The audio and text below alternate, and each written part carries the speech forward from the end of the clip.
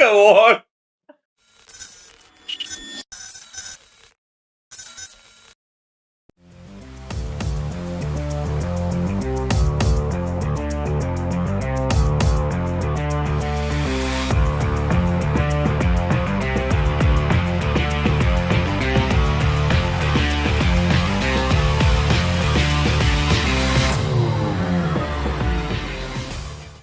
And here is your host of Pro Wrestling Extreme Talk, the Shitheads, the King Striker, Main Event Jay, and the Freak from Q Creek.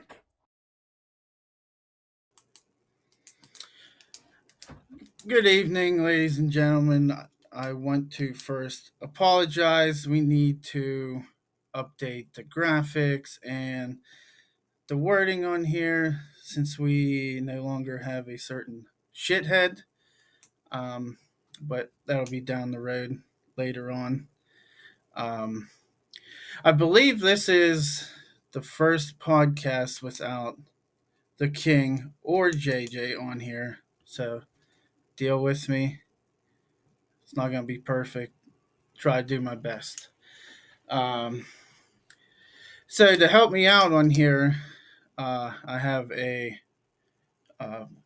person on here that has a good bit of wrestling knowledge, and he doesn't premature over CM Punk at all. So without further ado, I'd like to bring on our surprise guest here.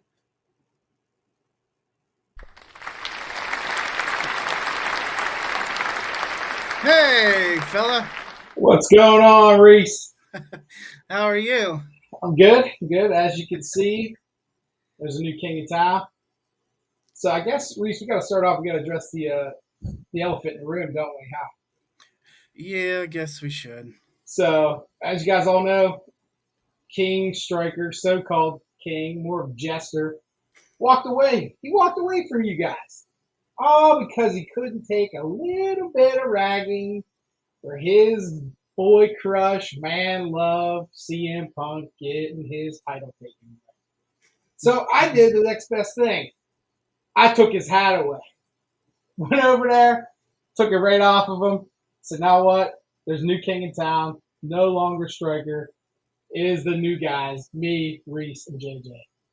So I think this will be an improvement of the show. Now it can be true pro wrestling extreme talk, not just pro wrestling CM Punk talk. Yeah. All right. What do you think, Reese? Yeah, it'd be nice to get some new flavor on. Like I said, there should be some new changes, and that'll be coming within the next few weeks or so. We'll see Right. see how everything goes. Oh, Yeah, I think thanks, it'll be new and improved thanks, and better. Kyle. So I guess without any further ado, let's get into Summer Slam. Yeah, the big Summer Slam. I mean, I think it was a fantastic event that they put on. Lots of ups and downs, lots of curveballs thrown. But, I think overall, that may be one of the best we've seen this year. Okay. Did you like a specific night better than the other, or? I think they both had their ups and downs. I really liked the first night because you got our big event. You know what I mean? Seth Rollins stepping up. You got to see Jelly Roll make his appearance. Although I think he did a stand-up job. There were some things he needs to work on, but I think overall it was a solid night. Night number two, I think they did just as well to kind of make sure that they didn't have an overwhelming majority of the top lines on the first versus second night. Okay. Yeah. See, this is where we'll differ. I thought night one was good for the most part. With Jelly Roll, like you said, and the ending. Now night two, it's other than the first match or two, it was just kind of like a glorified house show for me until the ending. Right. I know not every match is going to be like a Dave Meltzer 7-star match, but certain matches had endings or things happened in the matches that were just come on. Like and some of the stuff the announcers had called out point blank and no, no, no. So I mean, yeah, like specifically the second night. I mean, when you got Sami Zayn now, I mean, I basically walked away. Like it was just not a good match at all. It was something you could go to sleep on. So if you needed to use the bathroom, get a snack, that was the time to do it. yeah. So overall, SummerSlam. What do you feel that the best moment was? Um, I think I have two. Like if you'd have asked me night one, most of night two, I would have said it was a Seth Rollins coming back and taking the title from CM Punk because I think they let it go just enough with CM Punk's music and giving him the accolades. I think if they'd have done it too quick or too late, it wouldn't have had its luster. But they did it like perfect. He's crying, holding the belt, and then boom, they lay it on him. But the return of Brock Lesnar, I mean, that just that opens so many avenues uh, for me to look in the future and go, okay, now what is going to be the next step? What's the evolution of bringing him back? Yeah. Okay. I liked, other than pointing out the two obvious ones that you said, I really liked. I was excited for more night one matches going in, but I think both nights were equally as good. Okay. Yeah, I liked the nostalgia with AJ Styles coming out in the lowrider, paying homage to Eddie. Had his tights on, did the whole Latino heat thing. That really, as I get older, like I appreciate, you know, the older wrestling and stuff, and just seeing paying homage to Eddie. That was a pretty cool moment. yeah.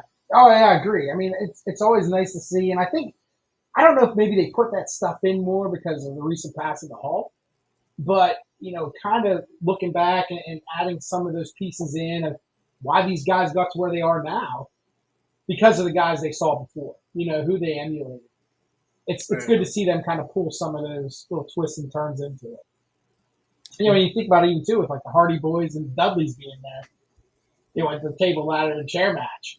I mean, they went all out during the match. I mean, there were just tables, chairs flying everywhere. So I think they appreciated it. I was just hoping maybe one of them would pop up and go in the ring, but Yeah, I was thinking, the last time the Hardys were in WWE or made their return, they were in the ladder match for the tag titles at WrestleMania, and I thought, man, I really hope that they don't, try to weasel their way in again, put yeah. themselves in that match.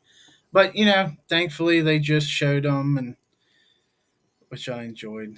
Did you have a little flashback when the guy was hanging from the belts, and he crawls, and it's like you're waiting for that spear, the flying spear that Hardy did. He got hammered, and I'm just like, is it going to happen? Are they going to try to do that to set Yeah, that up so again? I've actually forgot about that. I'm glad you brought that up. Yeah, Yeah, Tommaso Ciampa there. yeah, because he turned around the ladder, and I was like, oh, he's going to go for it. Then I thought, oh man, they're way too close to the ring post. If he hits him too hard, this is going to be ugly. Yeah, I want to. I mean, I might be wrong. I think it might have been Axiom or Nathan Frazier that was on the ladder there. Yeah, And they I think were it going was to attempt it, but I don't know. The core strength of Champa, pull himself up there, right. what 15, 20, 25 feet in the air, and then dangle like he's Spider Man on that. Right, Like right. that was pretty cool to see. Yeah, definitely. So with the best being said, what do you feel was like one of the worst parts of SummerSlam? Um, like I said, the Sami Zayn carrying Cross just didn't hit for me. Even though they had the lead pipe moment, like he puts it down. Um, and the only other thing would be like Jade Cargill. Yeah. That was a big time setup for that, and it just really hit flat for me. I didn't like Mm, that at all. okay. That's a good one. I feel, or the worst moment for me was the ending of the Solo, Sikoa, and Jacob Oh, he Fatu fell match. out of the freaking cage. Like, that was the ending? You Yeah, fall out of the cage backwards after Fatu broke handcuffs? right, right. Yeah. No, I get that. And then he does like all of his impressive stuff after the match is over. Like what Yeah. what why not showcase that in the match rather than okay, here's a little extra for you. How much as possible, but they didn't do it. Yeah. So Eric Cassidy says the worst part of SummerSlam in general was Cardi B. Oh, her voice was horrible. Would you hear her try to like talk and sing? I was like, man, they Uh, must auto tune the hell out of her on her songs. I get with the SummerSlam hosts and stuff, but like she just come out and yelled into the mic and then that was it.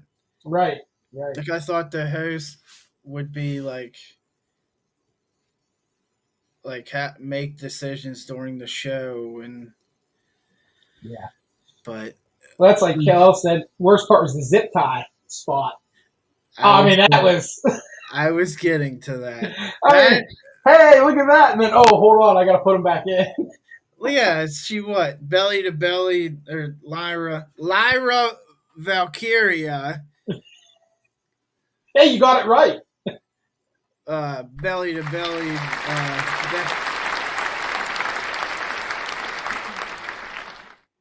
went apart and the zip ties off her hands.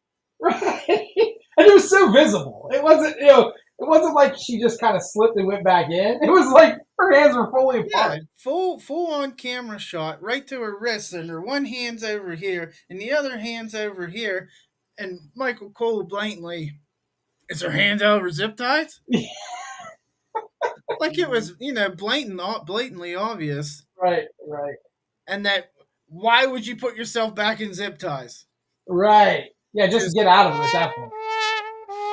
you already screwed the spot up. Just change on the fly. Right, and I think sometimes, and that's another thing is like I'm sure they tried to rehearse all. Hey, we're gonna be the zip ties for this period of time till we get to this spot. But you got to be inventive and go ahead. Okay, I'm out of the zip ties. Even if they go do another moment where she puts them back in them again, like in a different set. Try to go on the fly. But I'm sure that's hard because it's not a wrestling move or wrestling portion. That's something added Yeah. on. So I'm sure they probably didn't rehearse much of Okay. So there were a few title changes. You had one of the big ones was Cody beating Cena. that. Yeah, and Charlotte, I think the Cody Charlotte, beating Cena that was a changing of the guard had to happen. It was going to happen. It was just a matter of when. I see. I had said on previous shows that I was hoping that Cena would hold the belt, say to his last appearance, and then pass the torch, so to speak. But with what happened closing the show out, now I understand why he dropped the title.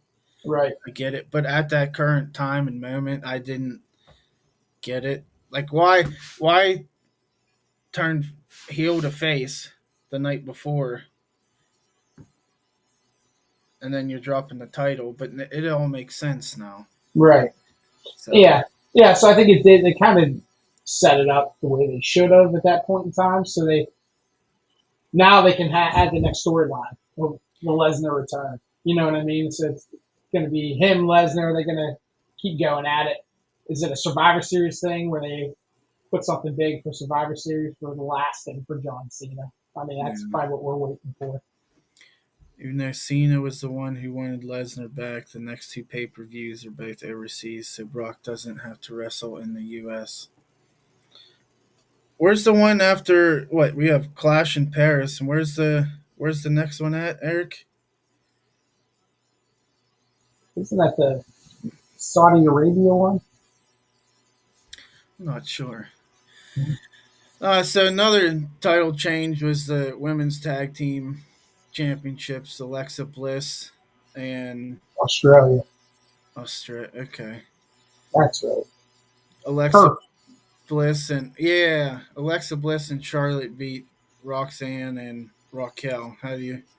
Yeah, I mean, especially when you see during the match, like what happened at the end. Yeah, I think the title went to them too, but it's going to develop into another story with Flair and Alexa Bliss. So I think that's just the beginning of what those two are going to be coming into. I could see where eventually Flair's going to try to probably get back up and maybe go for another title shot for a singles title.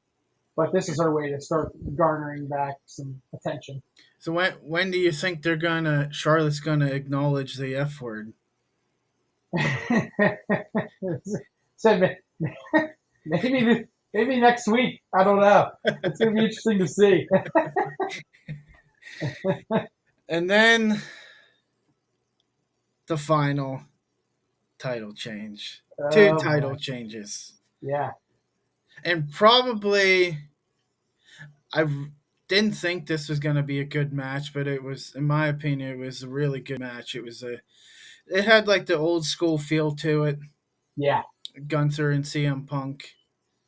I back CM Punk a lot to Larry. And back in the day, I said, CM Punk was, I always just call him the Bob Backlund of wrestling. Yeah. He's old, they just keep bringing him back. But you know what? He put on a really good match, and I think that was everything that we had hoped for. Because Gunther, he's gonna go in straight lace. He's a good tactician of wrestling. The whole broken nose thing, the whole bloodied it up. That was a different kind of set for him. But I think the final, CM Punk winning it, and then Rollins taking it over. It was just a good ending. Do you think Gunther getting busted open, do you think that kind of like hurts him? I don't think it hurts him because you can go out and read out there that he really has an issue with his septum and he's going to have to get surgery or whatever. So I think if that is the case, one way or the other, they were going to have to do something to get through that period where he's going to get surgery. Yeah. But I don't think so. I think he's definitely a great watch, for wrestling. So I think they can bring him back, and then they're gonna have to play him in some way because you can kind of see where things are starting to align. Different factions are starting to align. So I'm just wondering where he's gonna fall into that. Is he gonna be, joining somebody? Is he gonna be a heel? How's he gonna go about Yeah, because he's like I said on the pay-per-view there, he's been his time in WWE more or 80% or more has been as a champion.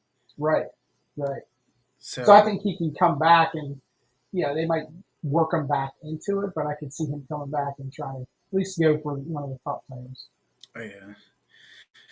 yeah. So CM Punk's sitting there on his knees, holding the belt, embracing the moment. First thought in my mind was, oh my God, we are never hearing the end of this. Same here. I was gonna skip the next podcast because I didn't want to hear the King drool. Yeah, the Jester drool all over the moment. Yeah, and even when Rollins came out and he was like, hold on as long as you can. I'm like, all right, they're gonna set this up to have a feud go for a little bit, and then they're gonna go at it. But when he dropped the crutches, first thing I thought of was, suck it, Striker. He's done. Well, he come out, not like I just had that feeling like he's gonna milk this. Yeah. And then like he turned around and went back in, and I'm like, please God, turn back around. Like, right. I'd never hear the end because I was sitting there bashing Punk on the last show. Right. So, like I said, I mean, I'm not a huge CM Punk fan. I think he draws a good crowd, but are they ever going to give him a title? Are they ever going to let him have it? Because they haven't so far, and he's a great play, but he draws viewers, but they didn't seem to put him in a place where he can get a title at this point, at least for now. I was so disappointed when Rollins started walking away because that meant Punk had guaranteed at least a day of being champ. Right. I thought the same thing. But I looked at it. He was, champion for 5 minutes and 9 seconds. I think Drew McIntyre was the longer champion. So Drew has that on CM Punk. So I'm sure the next time they get into a tussle or something, that'll be brought up. Is that really what you want to be known for? Is like you're going to fight with somebody over who had the title in the least amount of time? I mean, it's just like, oh, hey, congratulations, bud.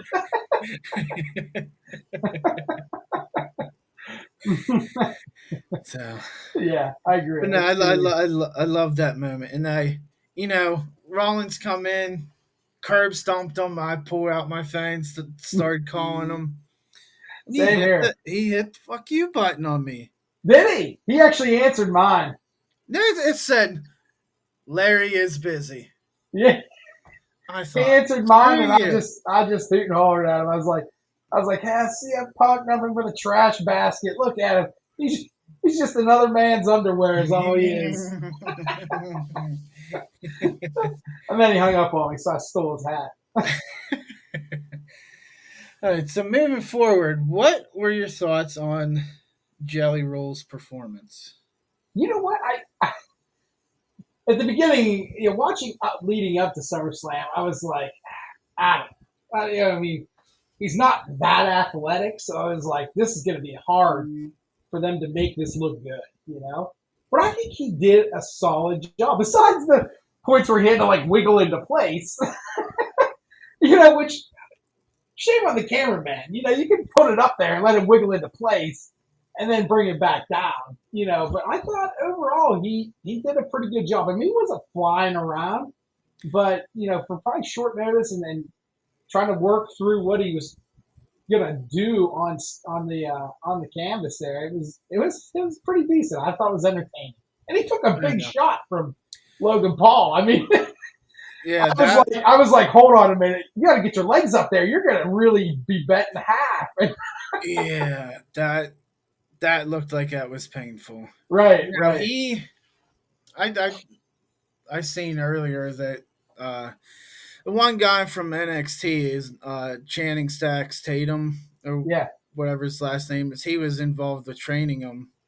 He said Jelly Roll broke his pinky the first day of training. And he thought, he's gonna walk away. Nope. No. Wrapped up and went back to training. I mean, that goes to show you that he was in for the long haul on that, which is good. I mean, I'm glad he stuck it through. And like I said, I think he put on a good performance considering, Yep. I mean, there's not many guys who can sit there and line up and take shots like that and, then walk away, Yep. And then there were reports that had come out.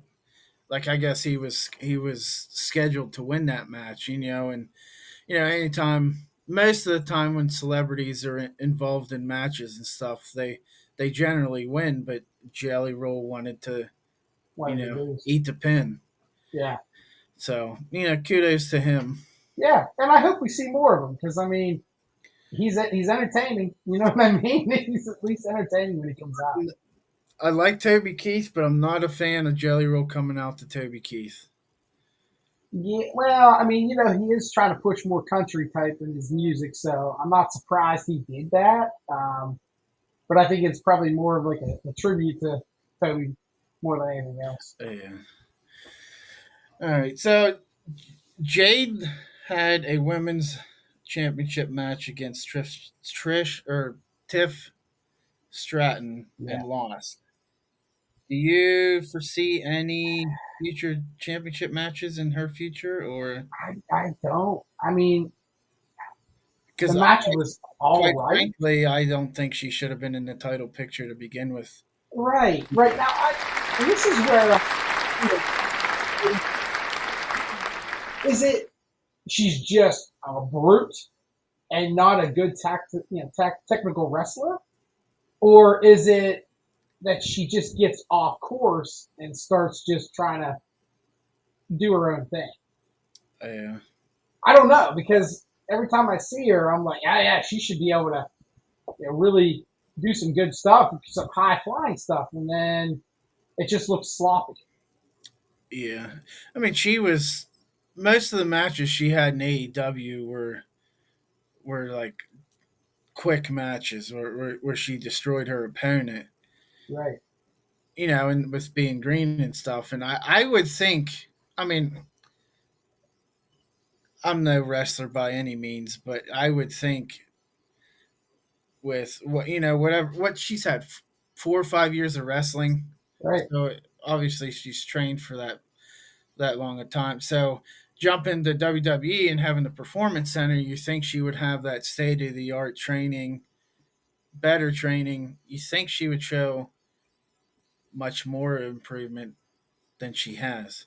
Right. And I mean, maybe she just doesn't coincide well with other wrestlers. You know what I mean? You got some wrestlers that, you know, they have a good mesh point where they can go into a match together and it looks flawless and they can hit everything, almost like you would see with CM Punk and Gunther. But with her, you don't get that feeling, you don't get that vibe when you see her wrestle. It just seems like it's impromptu. Like, Yeah. she's not following the leads and not going through with it. Almost seems like you have to rehearse it 10, 15 times. Right. Or have like the Tiff Stratton lead and be like, hey, you got to stick to this. You know what I mean? Like you got to stick to what the set is here, not go off kilter. Yeah. Eric Cassidy, how about the Wyatt Six retaining the belts? This is the most exposure they've had in a while. I believe that only two of them have actually wrestled so far. Yeah, that.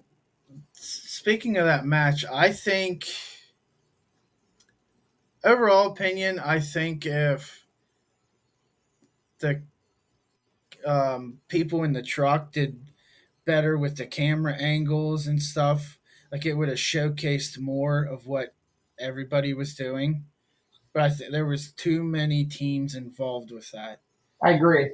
When there And was six coming in, I was like, that's gonna be crowded because you're putting not only all the ladders, tables, all that stuff around. You can't really focus on who's doing what, who's showcasing what skills. I mean, it was almost just like the camera boom was like, all right, there's a table breaking there, there's a chair, there's a table breaking over there, someone going through a ladder, and you couldn't really see. I mean, I'm glad they won. Yeah, I think they're going to be competitive and they're going to be good for the future because they got a whole faction, which is kind of what you need in tag team because then you can play off different storylines. and But that was their pay-per-view debut, excuse me. Actually, yeah, the best part of that match, other than them winning, was the Gargano knocking his wife off the ladder through the ladder. Dude, I don't know how she didn't break her leg. oh, I know. Like, I'm sure the ladder was gimmicked, Yeah, it was pole noodle style. but holy shit. Right, right. When she went down, I was like, "There's definitely an injury. She's not getting up." She broke something. And then they showed her on after the show was over. They did the little. Yeah, I'm like, she's holy one tough hell! Like, broad, man. I'll tell you. holy hell! Yeah, yeah. So I mean, there's no way that win is planned. I think just thank God the props gave way the way they did. Yeah. Because if not, that would have been a bad injury. Okay, so two more things here. So it's I guess it's widely known that Karrion Cross and Scarlett's contract is up this week or next week, and there's no report saying that they have signed a deal. So if he does leave or were to leave, if those two were to leave, like, and if he would continue his wrestling, what promotion do you think he'd be best suited for? I mean, I could see him probably trying to go over to like AEW. Moving over there, seeing if he can compete. I mean, because he does. Before he had a pretty good background. You know what I mean? Like his storyline was pretty decent, and I think it kind of faded off. Yeah. So him moving over, starting new, I think might be the best bet for him. Because I don't. I mean, I don't know about you, but I don't. I don't think his future in WWE is there anymore. Probably for what money he's going to want. Yeah. And WWE's best suited for what they call mid Carter. In NXT, like how do you go from winning the title to showing up on Raw wearing the fucking gladiator costume? Right. Right. So I think he would be best suited probably to go back to TNA, Okay. go back to his gimmick, and I think TNA would showcase him a lot more and frequently, where in AEW he'd be spotlighted for 4 to 6 months and then be on Ring of Honor, Yeah. be lost in the shuffle.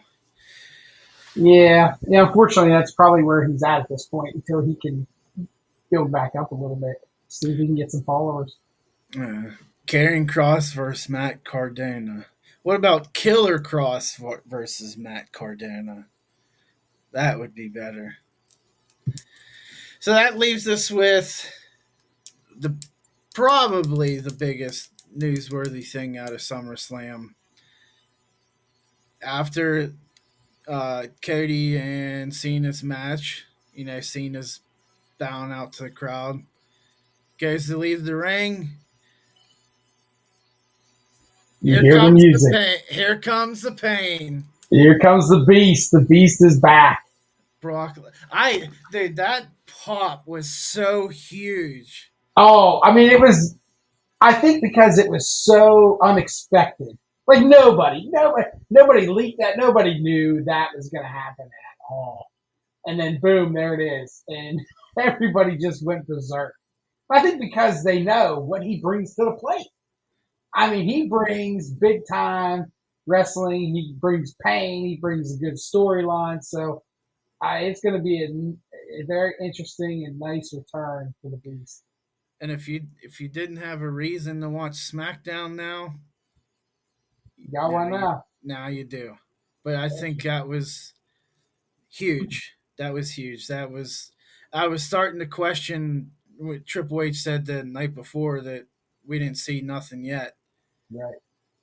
And then, night 2 happened, and I'm like, well, where's this shock and awe? There it is. There you have it. Slapped in your face right at the last moment.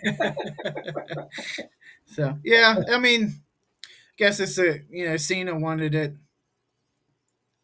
I guess, and or get all his final matches in. Brock was a big part of his career, so yeah, it's fitting. Eric Cassidy just put on, is he still involved in the allegations? It looked like he was cleared of any involvement. It came out like right after SummerSlam that he was pretty much cleared of any involvement with everything that happened. Yeah, it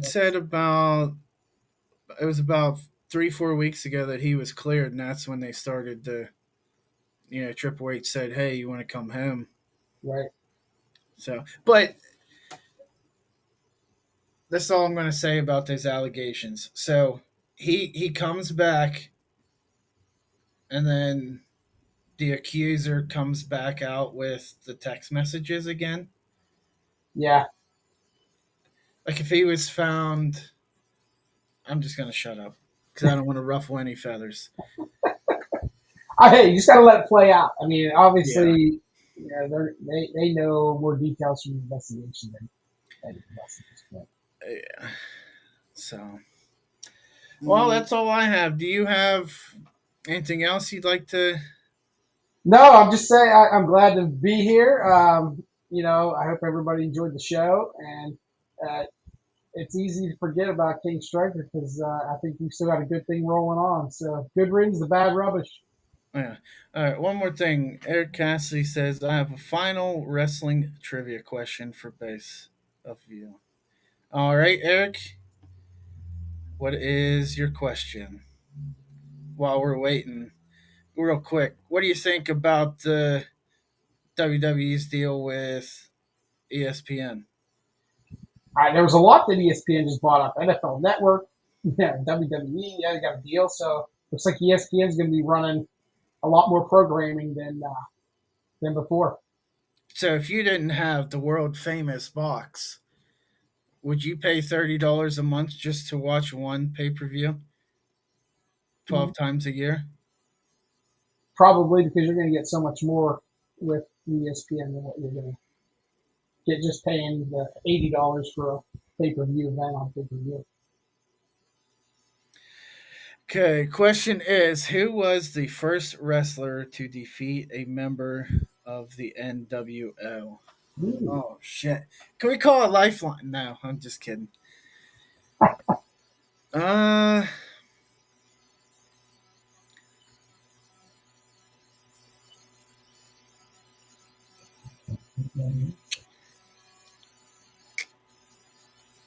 Uh, not to waste any time, I'm gonna say Diamond Dallas Page. I'll say Sting. We probably both failed miserably. Yeah. So, if we have nothing else to say here, first show, Chris Jericho. Chris Jericho. Yep. I Yep. remember that. Yeah, Good one. that was a good one there. Good one. I remember that. That was that was funny. Hopefully you liked the first show there. Like and share, subscribe if you haven't. I think Springer. I think you're going to be a mainstay on here. Yeah, I think it looks like it's going to be the three of us, me, you, and JJ. So whenever JJ doesn't have any other obligations, he'll be able to join us. All right. So first show, ego free, went smooth.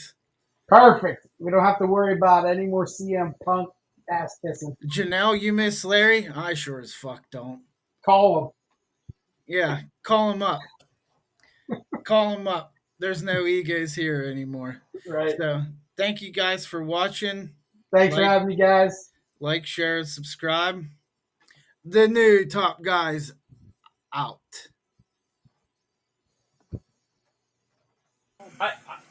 I got nothing else. Is that it, guy? That's it. Cut it? Cut.